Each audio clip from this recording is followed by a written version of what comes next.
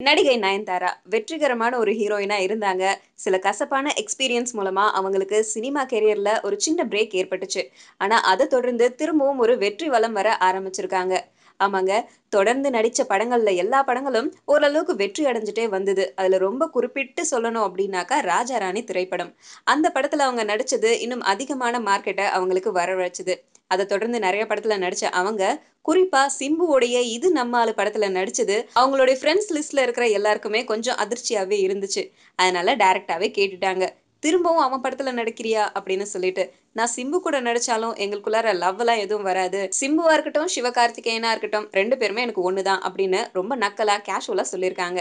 ஆனா அவங்க அப்படி சொன்னது இன்னைக்கு நனவாயிருக்காம். நயன்தாரா, சிவகார்த்திகேயன் கூட ஜோடி சேர்ந்து ஒரு படம் நடிக்க போறாங்க.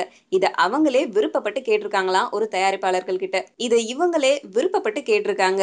சிவகார்த்திகேயன் கூட ஒரு படம் நடிக்கணும்னு ஆசையா இருக்குன்னு சொன்னதோட, அதுக்கான ஒரு பெரிய ப்ராஜெக்ட்டையே ஆரம்பிச்சிருக்காங்களாம். சிவகார்த்திகேயனுக்கு அடிச்சது யோகம் அப்படிங்கிற மாதிரி, ஹன்சிகா, அடுத்து நயன்தாரா, அத தொடர்ந்து த்ரிஷா அந்த மாரி போய்க்கிட்டே இருப்பாரு அப்படின்னு தான் தோணுது. இந்த விஷயம் எப்படியோ சிம்புவுடைய காதுக்கு எட்டியிருக்கு. என்னையும் சிவகார்த்திகேயனும் கம்பேர் பண்ணிட்டாங்களா அவங்க அப்படின்னு சொல்லிட்டு ரொம்ப கோவத்துல இருக்காராம். இருந்தாலும் அந்த கோவத்த நயன்தாரா கிட்ட காமிக்கலையாம்.